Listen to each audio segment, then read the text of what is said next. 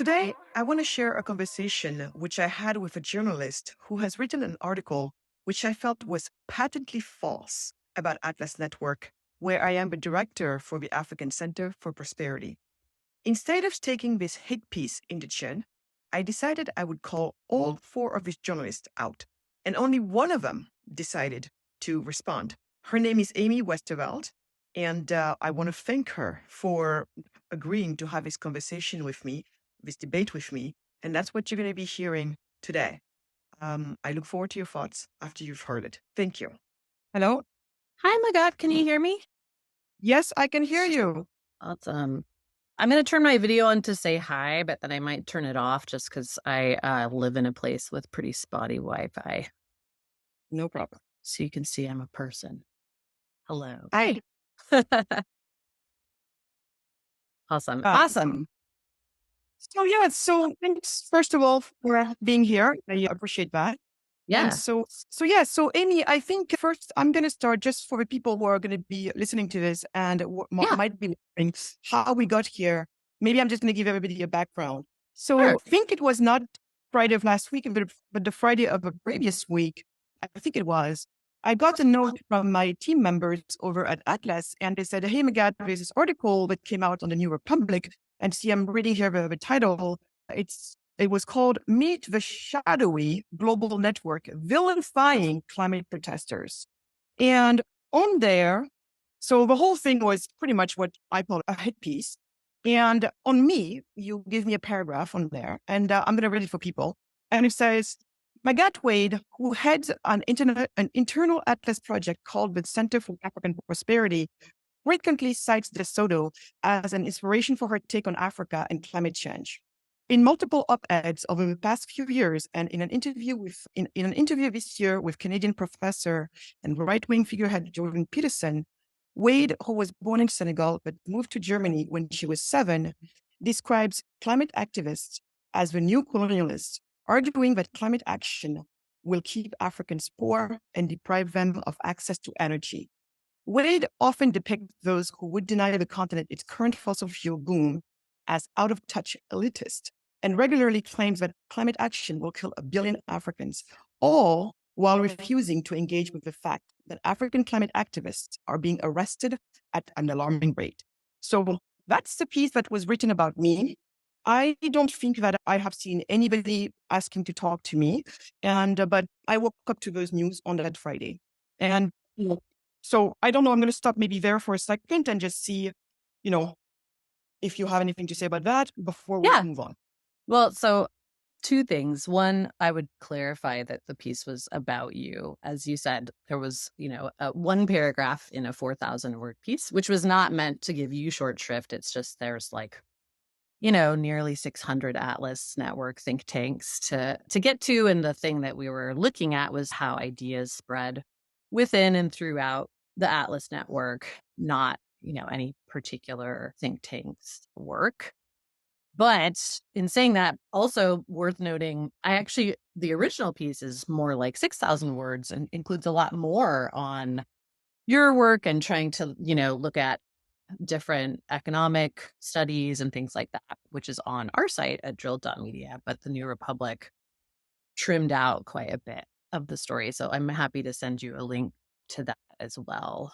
And I have actually a bunch of questions that I would love to ask you about your work. And I submitted a contact request through the Atlas Network a couple of times and didn't get anything back. But I was looking through my inbox this morning. And you speak specifically to me? To you, and also to fact check various things with the sort of Atlas Network headquarters as well. But I just saw in my inbox this morning that I got bounced replies to that. So just saw that morning that it bounced back. So when you were trying to at me, when I'm trying to reach out to someone and they're not getting back to me, that's usually one of the first things I'm going to check. Do I even have the right email? Okay. So, it was like in my, went to my promotions folder. I agree. Like I would have much preferred to speak to you before the piece came out. And also like, not just for that piece, but I have a lot of, I don't know, I find this area really interesting, kind of looking at the idea of how to address energy poverty and climate change at the same time, how to do that in an equitable way. All of those things are big questions that I frankly agree with a lot of your take on the failures of the climate movement to do that. So I actually think you might be surprised at how much I agree with some of the stuff you say. I mean, let's just say, Van, I am very happy to hear that you agree with most of my takes, and it will be good to compare notes, and we're going to compare notes. Definitely. But Yeah. I really wish, so first of all, it's good that we basically settled this incident about, you having reached out to me and me not having reached out, because it's not, when someone wants to talk to me, I talk to them unless I know coming for. So I'm glad we clarified that I never got news from you that you wanted to speak to me. So that's number one. And then I'm very glad to hear that you share some of my views. I wish that, you, and when you're talking about relationship between climate change and Africa and all of that, the links, I really wish that this article had gotten into it. Yeah. Because I'm going to tell you where I'm coming from. So when I go back and I read this piece, Magatte Wade, who heads an international atlas project, so that's fine, frequently cites De Soto as an inspiration. The inspiration I cite is always, for the most part, George Ayittey, Ghanaian economist, who really has put his finger as to why the reason Africa, despite its riches, and the riches of Africa are its people, are its land, despite all of that, being rich in all of that, we still, to this day, remain sadly in such a wrong way, still the most poor continent in this world. And I'm supposed to be happy with that as an African, and I'm not. So when you say that I frequently cite you or the other three people, because by the way, I commend you for your courage to come here and speak with me, because I would have liked to have a courtesy from the other three people who have been involved in this piece. But anyway, so whoever here did their investigation and says that I frequently cite De Soto, I would like Sylvie to put in my face. When I cite this, usually George Ayittey is who I cite. And the few times I cite De Soto, whom I also have a lot of respect for, I have to do with his work related to the main cause as to why my continent is poor. Because what Hernando De Soto did, for those who don't know, Hernando De Soto is a Peruvian economist. And what he has done, him too, like me, has been wondering, why are people poor? Because his native Peru is a poor nation as well. And he said, I'm going to need to find out what's going on. And him, along people like Hayek, because I saw you citing Hayek, you see, this piece is citing a lot of great people, but really not even understanding why the rest of the world respects these people. I don't respect Hayek because supposedly he claims that all the ills of society are caused by socialism, as you put in the piece. And when I say you, I don't know if it's you personally or you and your colleagues. I don't know, but so I'm just saying the piece cites that Hayek, us, the people on Earth, it seems like we love him because he says, all the ills of society is caused by socialism. I really don't like socialism, the philosophy of what socialism means, not what the young people today think what socialism is. And that might be a different conversation for a different time.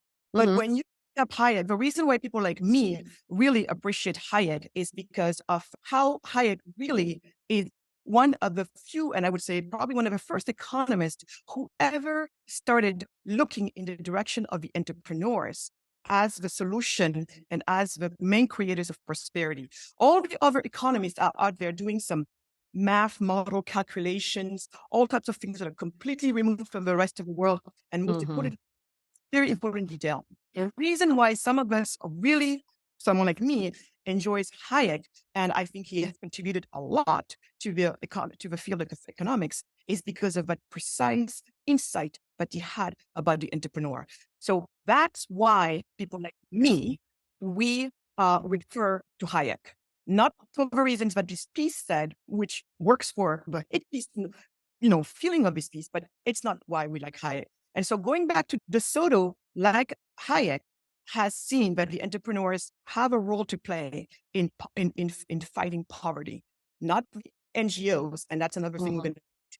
So what De Soto did, he said, he started looking, because once he realized all of this, just went on and did an experiment.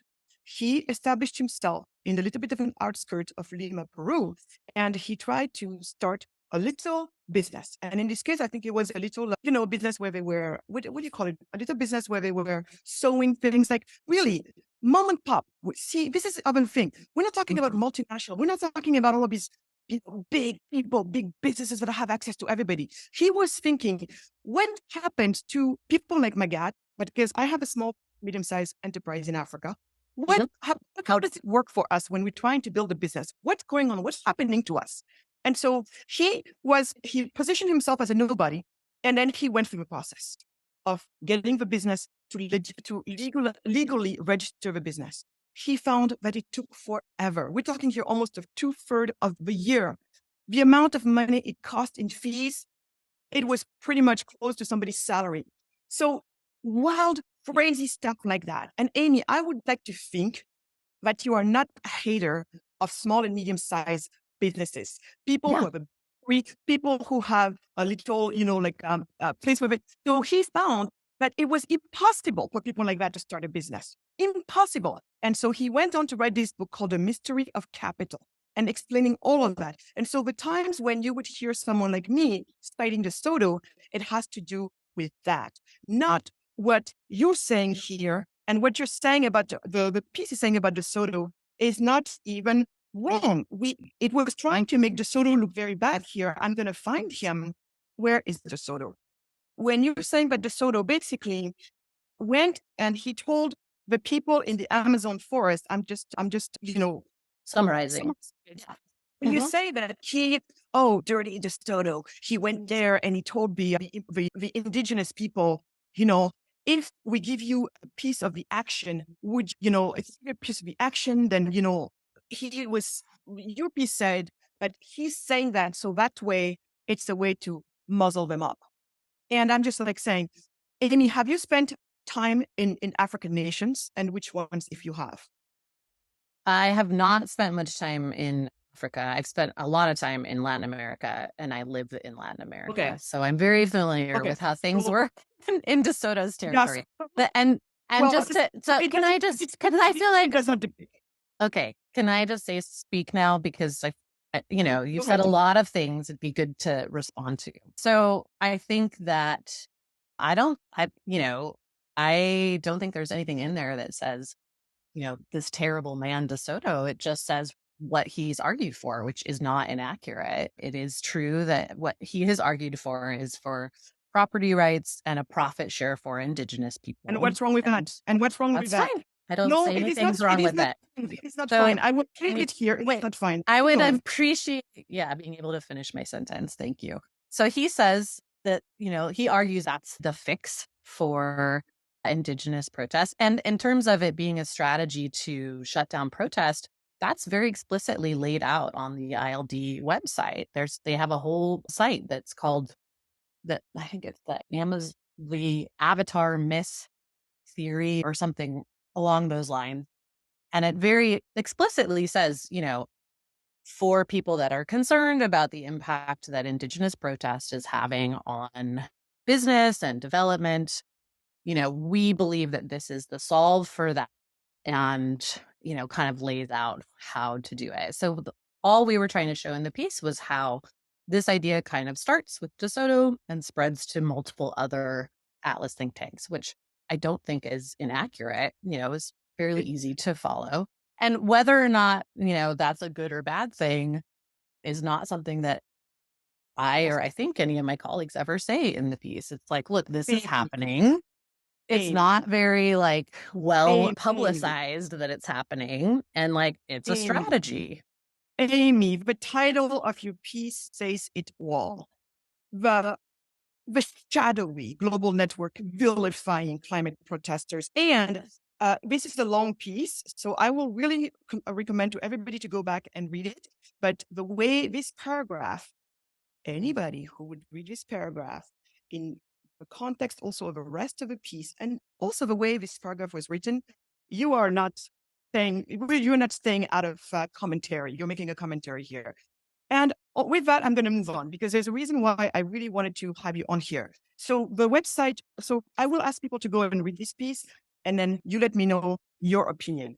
But this whole idea that DeSoto is an anti-climate person, I think that's totally misguided.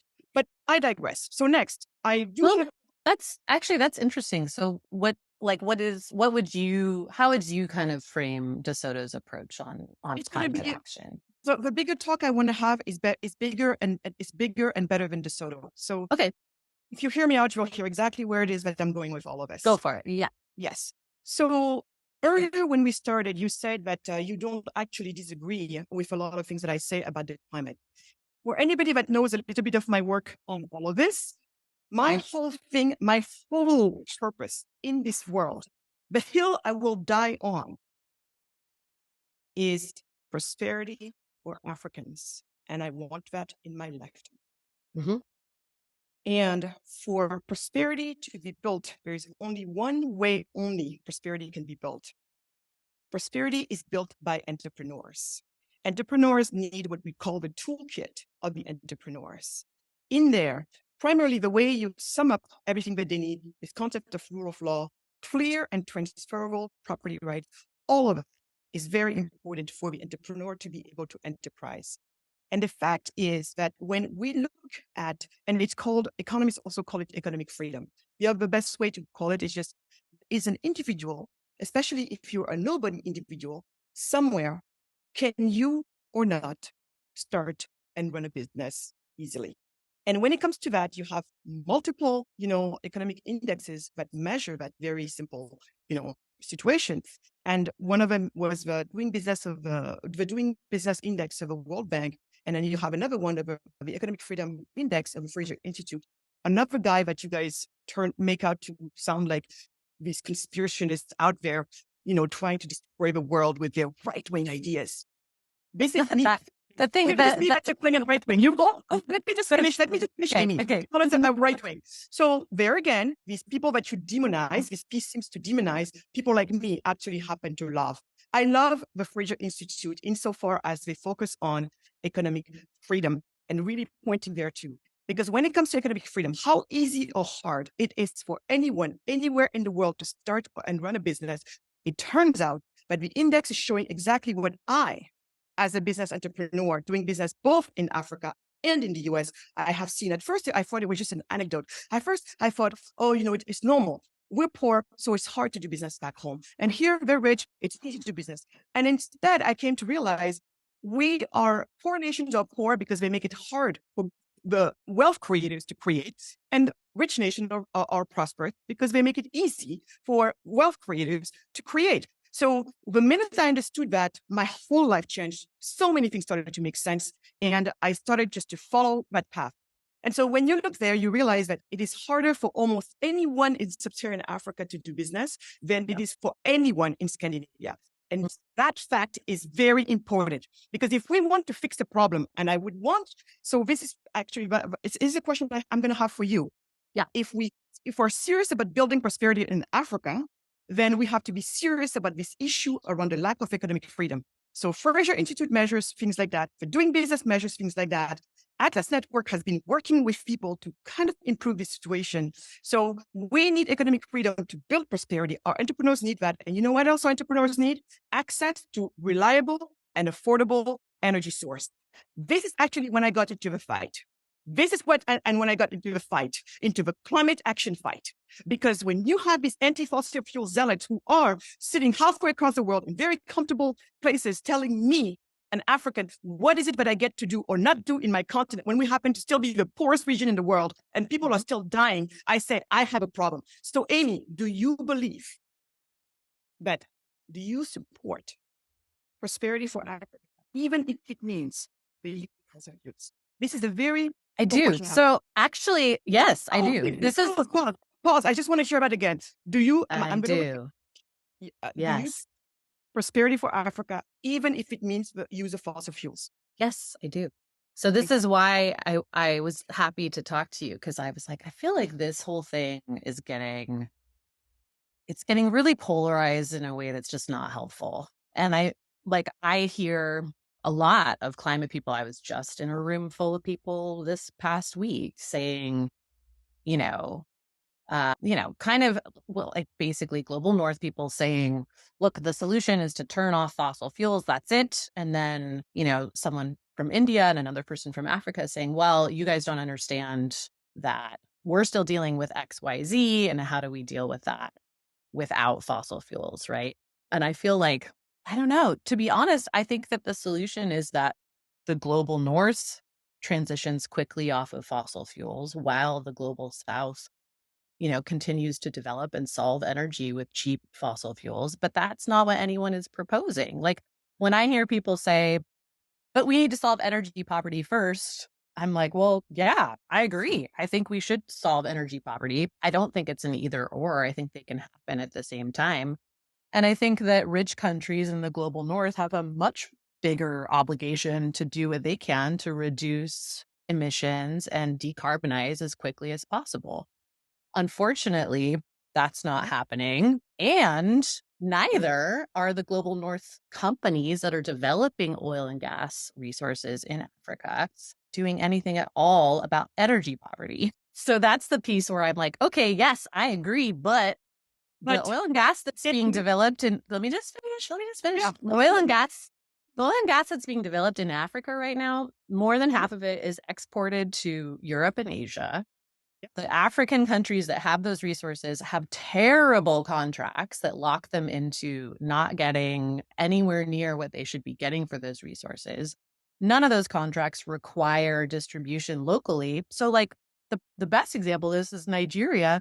That's the oldest and largest fossil fuel industry on the continent of Africa, right? Last in the world on energy access. So when I see people say, oh, fossil fuel development equals a solve to energy poverty, where's the proof of that? It hasn't happened on the continent of Africa. It certainly hasn't happened. It hasn't even happened in the United States, which is like the birthplace of the industry. So that's where I'm like, okay, if we're going to talk about energy poverty, let's talk about like actually solving it. And also the fact that doing so and solving for climate, which will also impact people in Africa and Latin America first and worst. Why can't we do both together in a way that actually like solves both problems?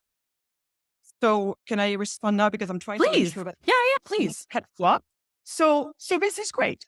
This is great. And I really wish that pieces like this. So when you say I find it so sad and so bad that the things have become so polarized. I'm sorry, but the piece like this does not help with the polarization. It just doesn't.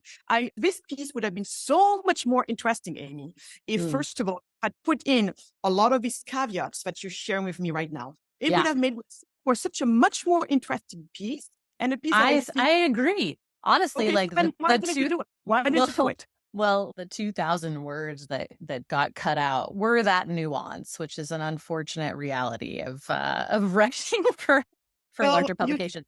I should also note that I did not write the headline, which is a thing that is true of most reporters. So, however, I mean, listen, that said, I also think that, I'm not done. I'm sorry. No, you go. I'm not done with your comments. Okay, so, you go.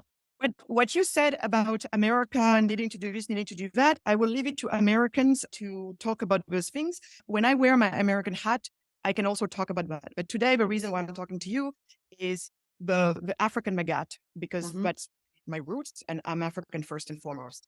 So when you go back and say, well, if the oil industry and if fossil fuels were so important to Africa, we would have known by now, because clearly that Africa is not where it should be right now. So it tells me that we don't necessarily, That's not what I said. What I said was if developing oil and gas resources in Africa was going to solve energy poverty, we would have seen that happen in Nigeria. I think there's a huge problem with the companies that are doing the work in those countries not being required to actually address energy poverty, especially because a lot of those companies are now saying that like that's the entire reason that they're in Africa. So I would say, okay, make them do that then. Like there's enough resources on the continent to address this issue. And, I feel like there's a huge amount of work that needs to be done to look at how fossil fuel contracts are made, how developing financing works, all of that stuff, how the whole investor state dispute system is set up that robs countries of their sovereignty, all of that stuff. So like in order for this entrepreneurship to work that you're talking about, and for businesses to succeed, you also can't have a giant industry kind of corrupting that process. Well, let me jump in there. This is where, please. so first of all, thanks for clarifying for people hearing you. And I still have a problem with what you just said. So what the observations are correct. My country, Senegal, just discovered oil. When I say just, a few years ago, discovered oil, discovered gas, huge reserves of oil and gas. Right? And it is estimated that we probably will only get to keep 10% of the proceed of that, right? And that would be high. That would be high. Wait. Yeah.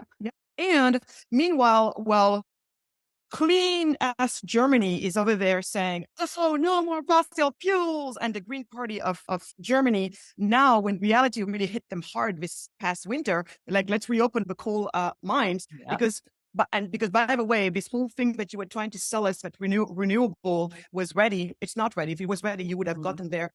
And meanwhile, same Germany coming to my country to try and negotiate some deals. So the reason why I say that it's just like me. When I thought we were poor, it's hard to do business in Africa because we're poor. And I discovered it was the other way around. I will tell you here today the same exact thing that I say to some of my friends who might be saying the same thing you're saying. So the reason why we're being literally this exploited, and it's not everywhere the same, by the way, it's different things.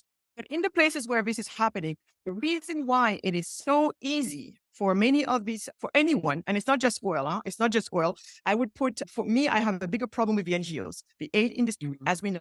The reason why it's so easy for everybody to come to our nations and be the land, the kings and queens on our own land is because we are poor. And I will say it again, and why are we poor? I am not poor because the oil and gas company people are taking my fossil fuels away. It's not a good thing. That's definitely not a good thing. And we intend to do better. But the only time we're going to be able to do better with them not benefiting more from us is going to be when our people are not so longer poor, where we don't have time to really look at what our leaders are doing. And even when we see there's nothing we can do. In my country, some reports came up that there was some corruption that happened there. Basically, our oil was sold out on the cheap. And there's absolutely...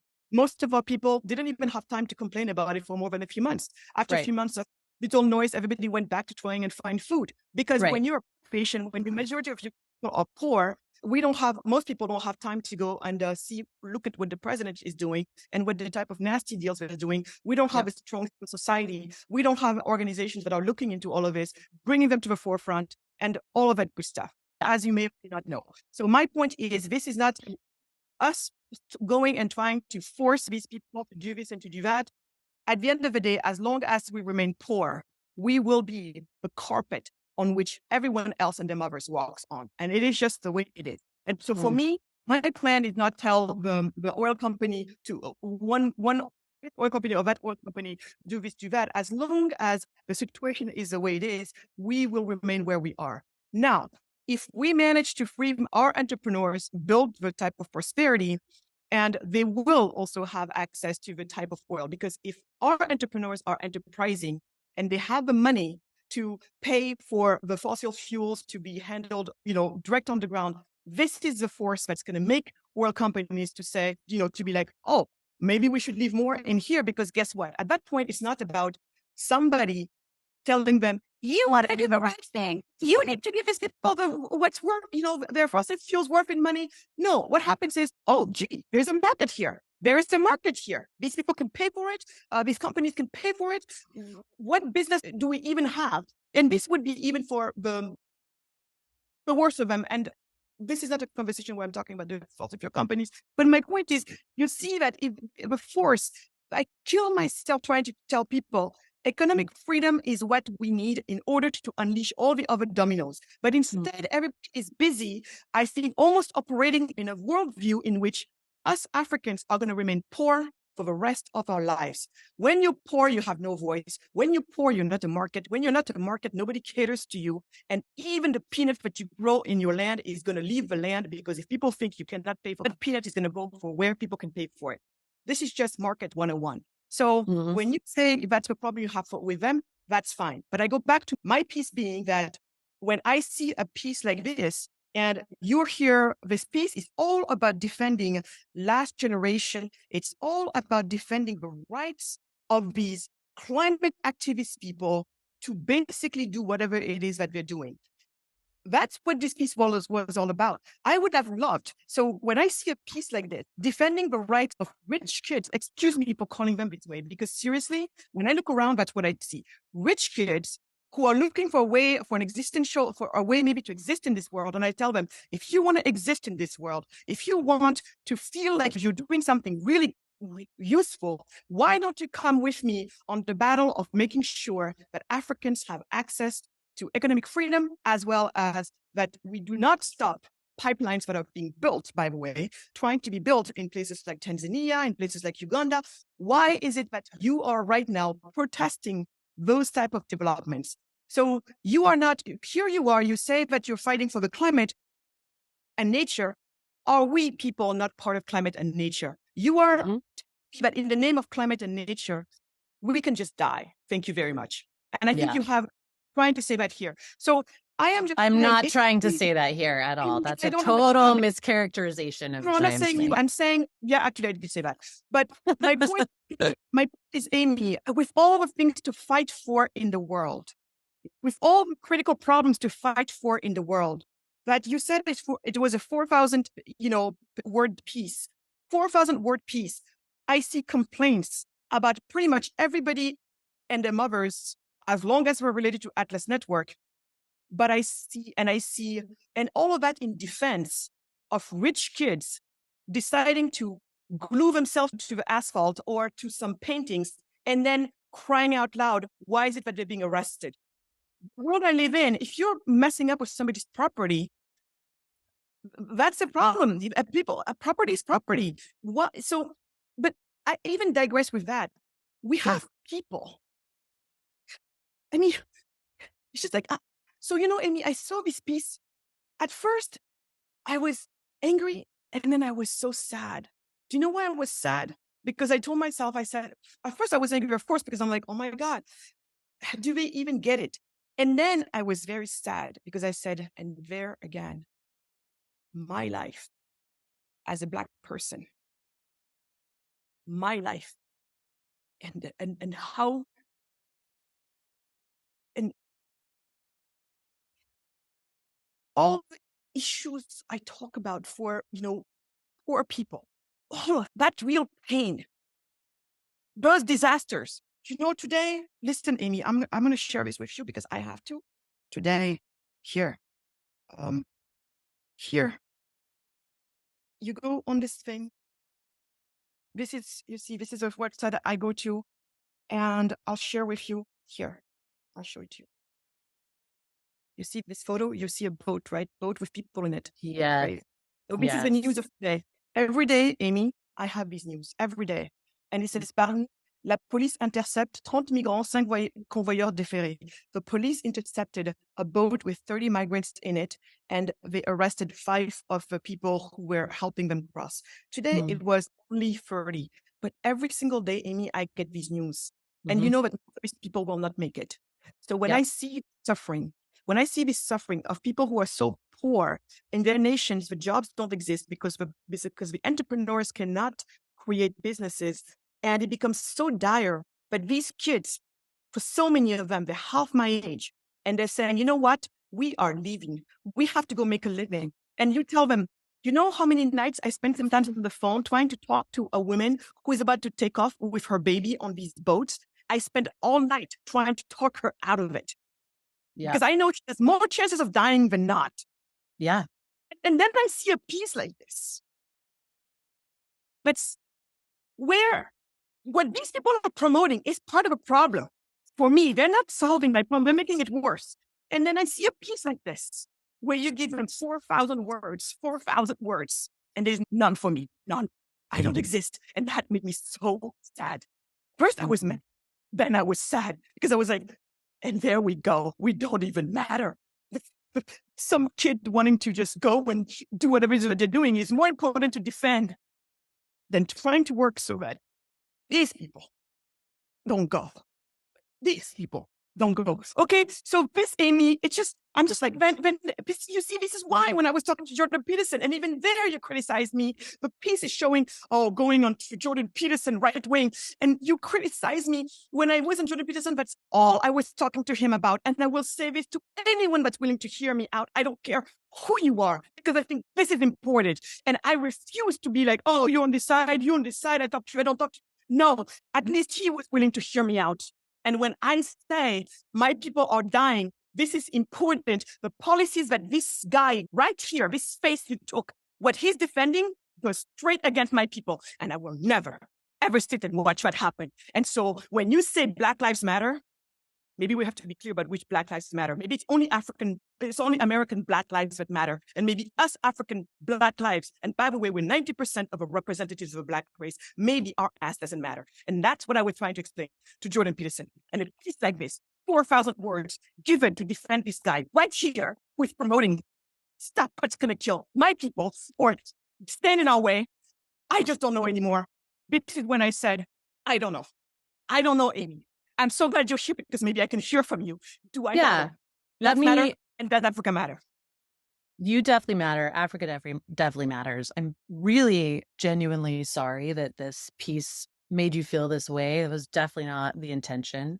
Let me just kind of explain a little bit about what it was that we were looking at here, which was not defending any one climate activist group necessarily. I would say like the guy that you're pointing to, he's with Last Generation. Their asks are pretty small. It's like institute 100-kilometer-an-hour speed limit on the Autobahn and give everyone access to free public transit. So they're not advocating for anything that would negatively impact people in Africa. One of the things that we were looking at was not the protection of climate protests necessarily, but really the crackdown on free speech in general. So, which is something that, like, from what I've read and seen, most Atlas Network think tanks are very supportive of free speech. So it's surprising to see, intense amount of support for some kinds of free speech, but this sort of extreme approach, and not from you, by the way. I feel like that should be made clear here.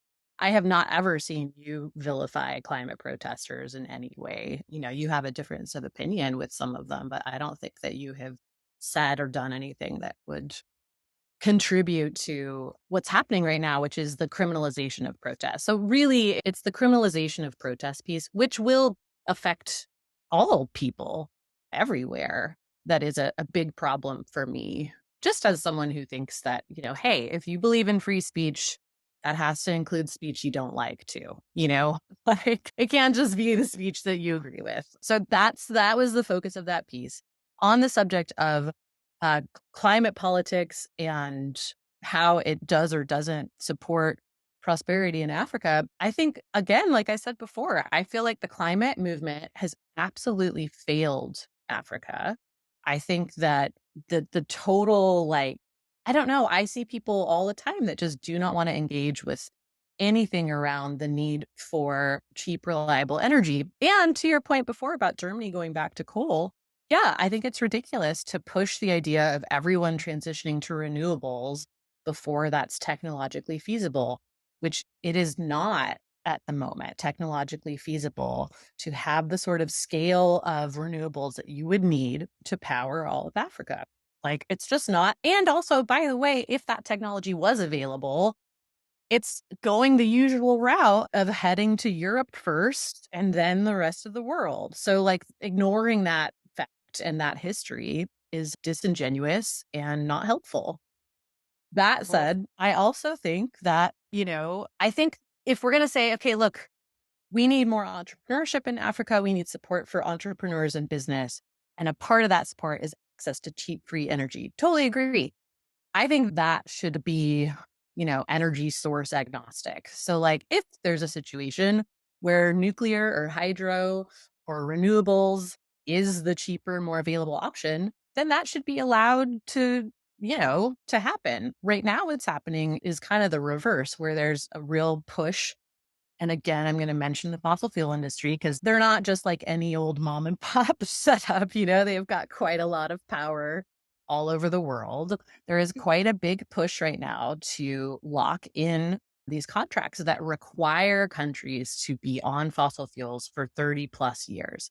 So that to me is, again, actually like really not a free market approach. Like that is like one industry saying, you're going to sign this contract with us and you're going to be not allowed to change for 30 years. That's not an improvement, you know?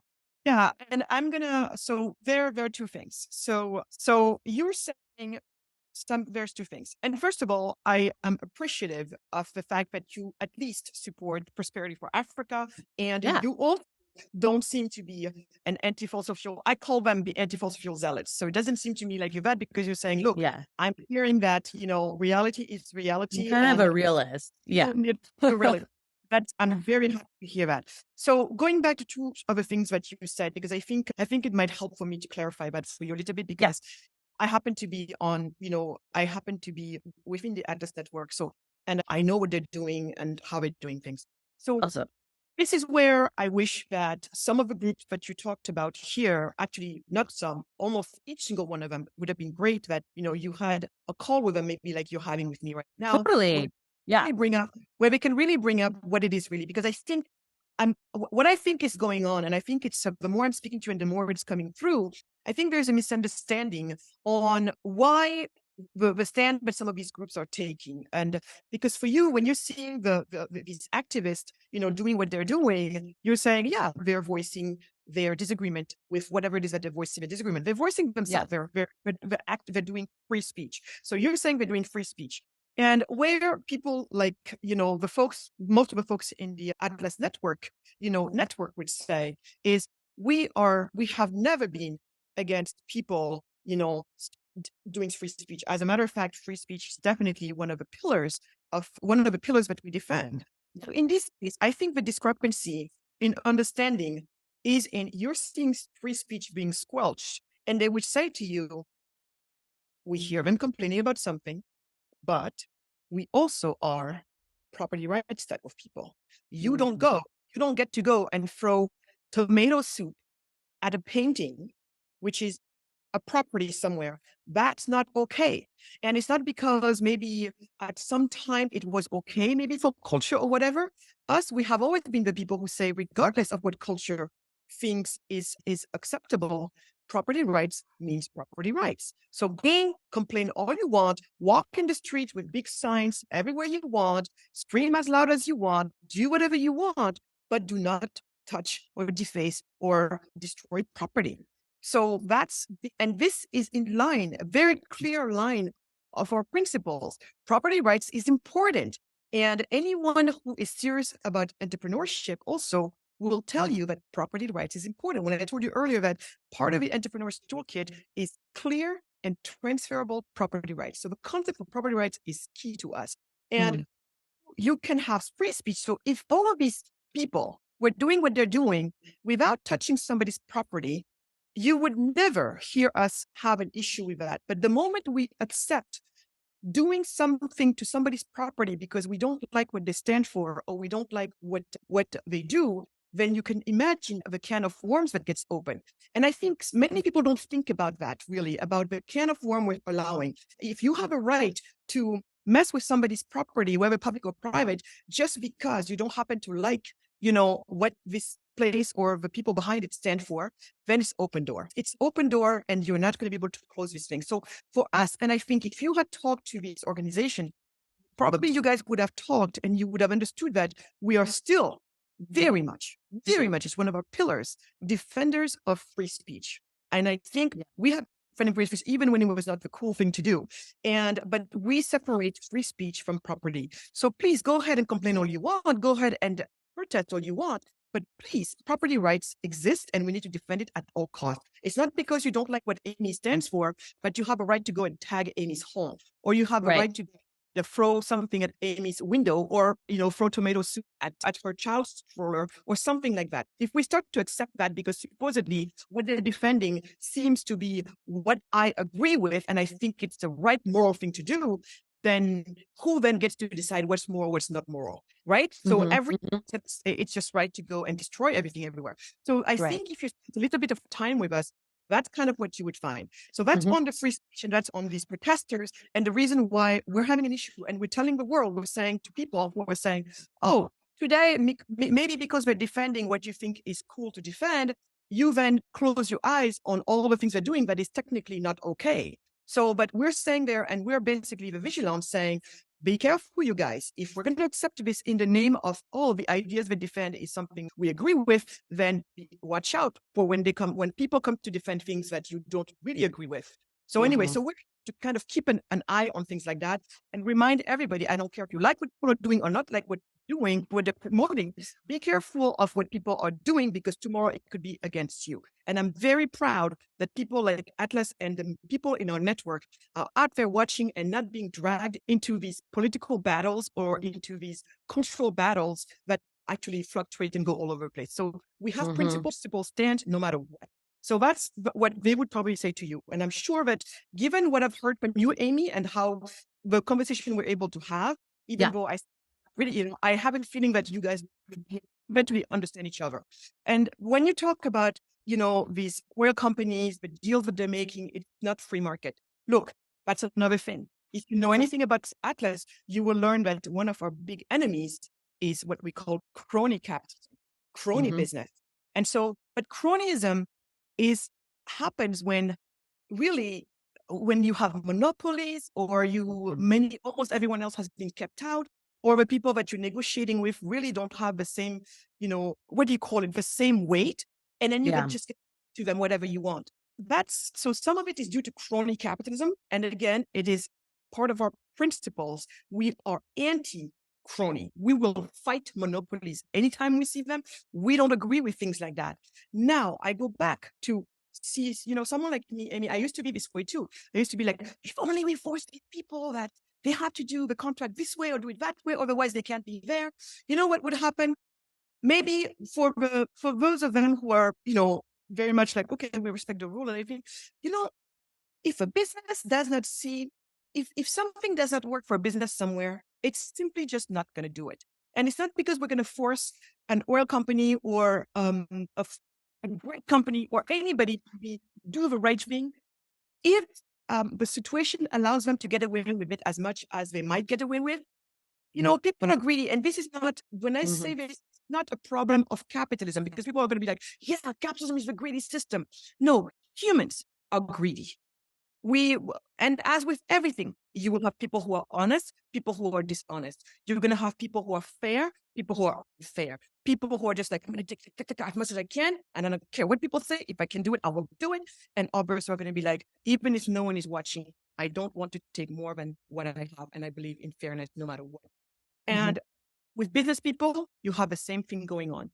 Same thing. So here, my argument goes back until and unless African nations are no longer poor, we will have this type of deals because, I'm like you too, I will say deals happening right there on us, and there's absolutely nothing I can do with it. So am I going to go and start picketing and saying, yeah, force the oil companies to do this and to do that? That's not where I'm going to spend my time, because that's not going to change anything. But what I think is going to change something is if we unleash our entrepreneurs and they build the prosperity. With that prosperity, people are going to start to notice us, respect us, and we're going to start to have a say in how our stuff is sold, whom it's sold to. All of that stuff is going to start to happen. So for me, I made a calculation a long time ago, and that's where I fell. So when you say, oh, Atlas is being hypocritical, or the network is being hypocritical because they're supporting, companies that are doing everything but the free market. Every time you say something like that to yourself about Atlas, go in and dig in, because you'll find exactly that we have not renounced our principles. Free markets is key to us. And again, like I said, we stand for free markets when it is popular, and we stand with free markets when it is not popular. This is, and another thing about Atlas Network, and the reason why I'm involved with them. Amy, I think that you would say it's a good thing to work on putting women property rights in the constitution of Burundi when it was not before, meaning women did not have a right to property, or to even property that was in their family before our partners, Atlas partner. When you said almost 600 partners, one of those 600 partners, that's what they have been working on. And they managed to get that to happen. I would say it's a good thing, right? Another thing, one of those almost 600 Atlas partners, but usually it's more than one. It's multiple people working on different things, where in South Sudan, yet the right to property rights, the access to property rights, right of property rights of women is in the constitution, yet it was not being upheld in real life. What our partners came to us for, what the funding went to them for, was to actually work with all the stakeholders in this part of South Sudan. We're talking about the judges, we're talking about the police people, we're talking about the husbands, we're talking about all the stakeholders, women themselves, telling them, ladies, these are your rights. It's in the constitution. Everyone involved, judge, this is also in the constitution, you know it, and it's about time you uphold this right in court when these women show up. You, Mr. married to this woman, do you understand that when something happens to you, your wife is better and your children are in better, safety if you make sure that the property can go to her rather than to, other members of your family, where then they cut your wife to the street together with the kids. Do you understand? Oh, I never thought about it, but you're right. So all of a sudden now you have this right that was in the law, but the culture did not follow the law. It was not on par. It's the culture law. And so here, make sure that both of them matched. And now women know their rights, and they also are having their rights upheld in the court of law and also in their communities. That's a good thing. That's where we spend the money. Also in, in Sri Lanka. Our partners there, what they have been working on is many things that they work on. One of them had to do with access to personal hygiene product for women. We're talking about tampons and things like that. As it turned out, there was an outrageously high tax put on those products, so much that the final cost was almost out of reach for the everyday Sri Lankan woman. And so they worked on those reforms to take down those taxes so that the end product would become affordable for everybody. So here, my NGO friends would say, oh, they don't have tampons. Let's ship them free tampons. And someone like me was saying, we don't want to have to rely on your free stuff for the rest of our lives. So what are we going to do? What's the sustainable way here? Yeah, the sustainable way is find out what the problem is and something about it. And that's what our partners did. And sometimes they work on these things for 1 year, 2 years, 3 years, but they're getting somewhere. And so on. I could tell you so many stories. Hernando de Soto, what you're talking about, his office was bombed. It's us, who like Atlas Network, who stood by him before de Soto was palatable for the American left. Before Clinton started inviting him everywhere and he was like this big figure at the Clinton Global Initiatives, talking there every year, and people thought they had discovered so much. It was us. It was us who were supporting these thinkers. George Ayite, his office has been bombed as well. So when I see these people, putting their lives on the line, who has been supporting someone like Jimmy Lee, the guy in Hong Kong, who had one of the biggest, media companies, but he has been the one talking, about all the atrocities done by the Chinese government and also in Hong Kong. And guess what? When China went for Hong Kong, he's the first one they attacked. Do you know who is out there making movies about Jimmy Lee, trying to make sure he's not forgotten and trying to work hard so that he's not being tortured wherever he is, and that, the fight goes on? It's us. We're out there financing movies about him and the battle for free speech, because that's also one of those, and making sure that these are still around.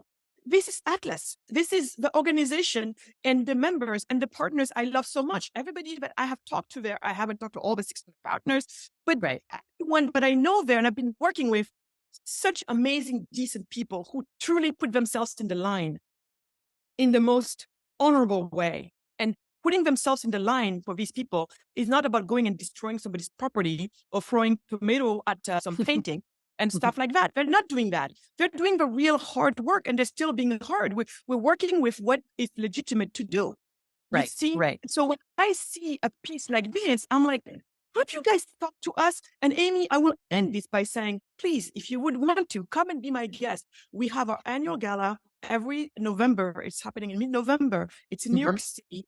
And you will get to see these people, talk to them. You will hear, because that year, during that time, we celebrate our best freedom fighters.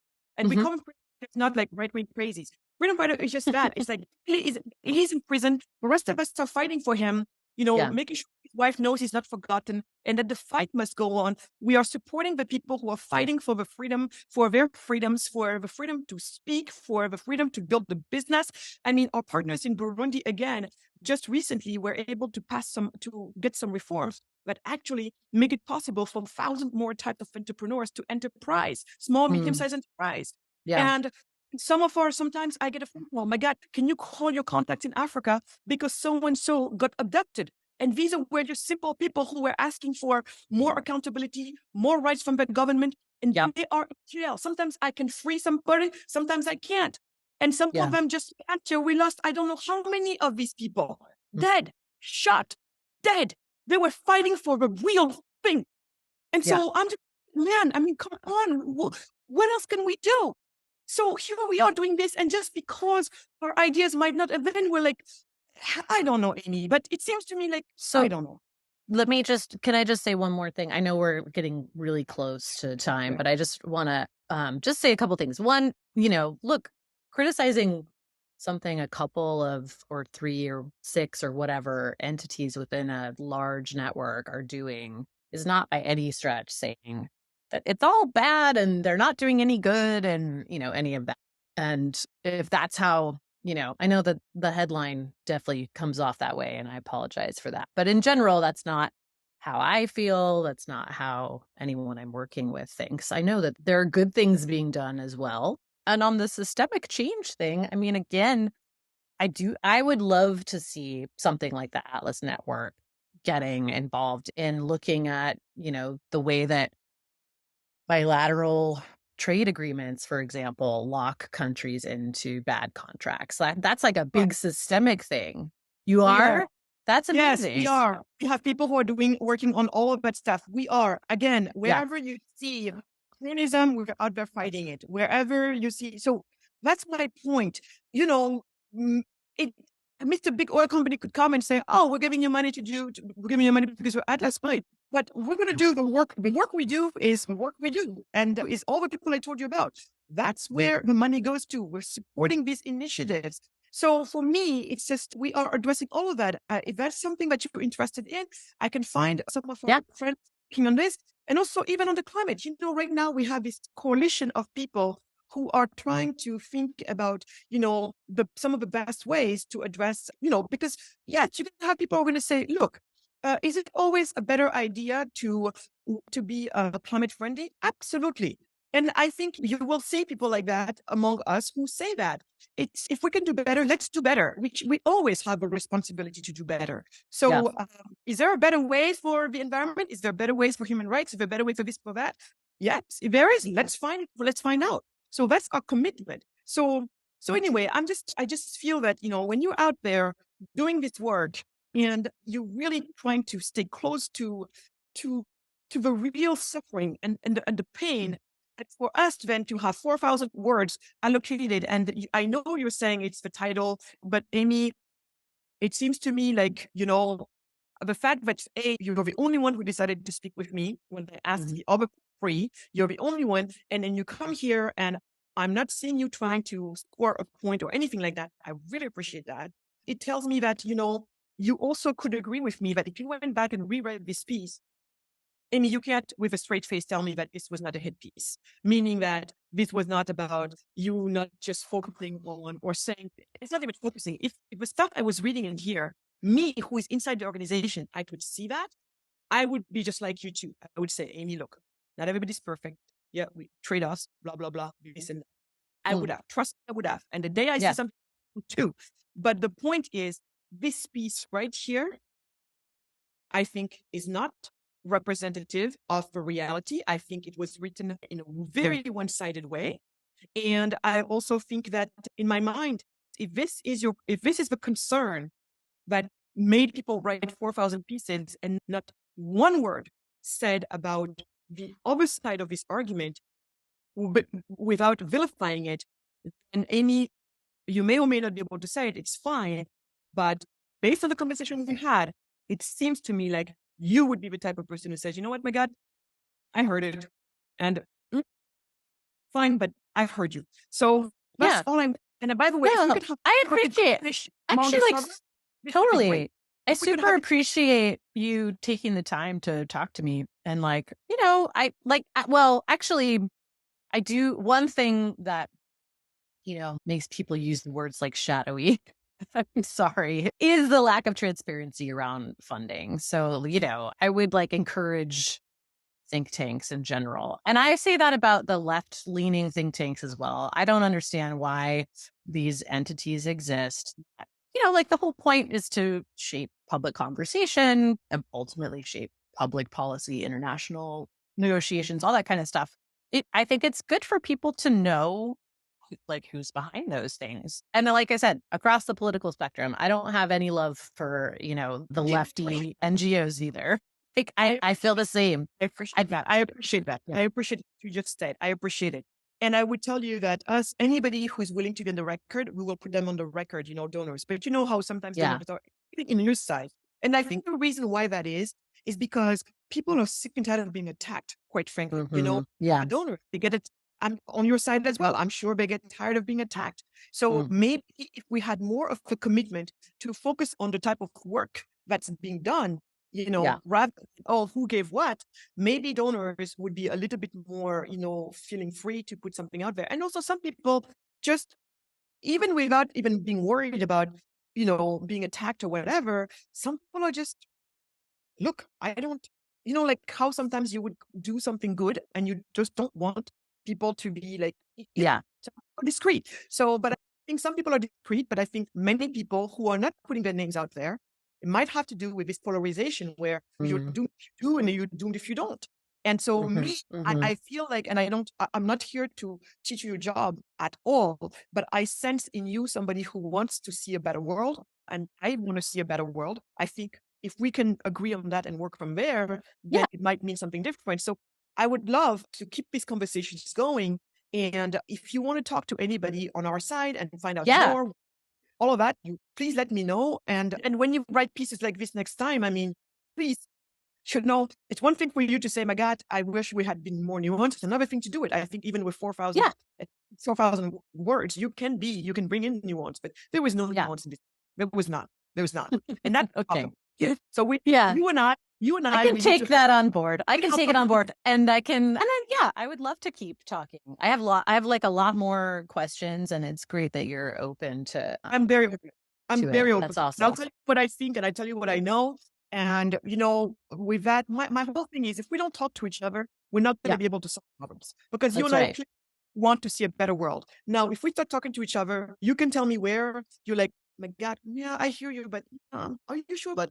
Or what about that? And then I would say the same thing. And then we try to find solutions, but not fight each other, and just, that's what I would, for you, me, and others like that, to model this. Can we come together and focus the job to be done, rather than, and who's funding you, and, how bad are they, or whatever? Can we focus on the job to be done? That's, to me, what it's, because I'm probably going to have 2 nights from now again to spend time on the phone trying to tell some women not to go on a boat. And also, or having to get some phone calls. It's brutal. I know. I live in. You have no idea. Listen, no, I do have an idea. I live in Central America, so I very much know this story. It's ration. I mean, really depressing and very troubling. Yeah. Yes. So, Amy, I'm going to go ahead and thank you again for. Thank you. To talk with me. And like I said, reach out. Now you have my email. Reach out. And I would invite you to get a chance. Come see us at Atlas. We would love to just, I would love that. Yeah. Awesome. Okay. And if you don't mind sharing the link to the recording too, we'll put this out as well, because I want people that are, I have a podcast for Drill that's not the New Republic, but we have a pretty large audience, and I think it's good for I'll send people it to you.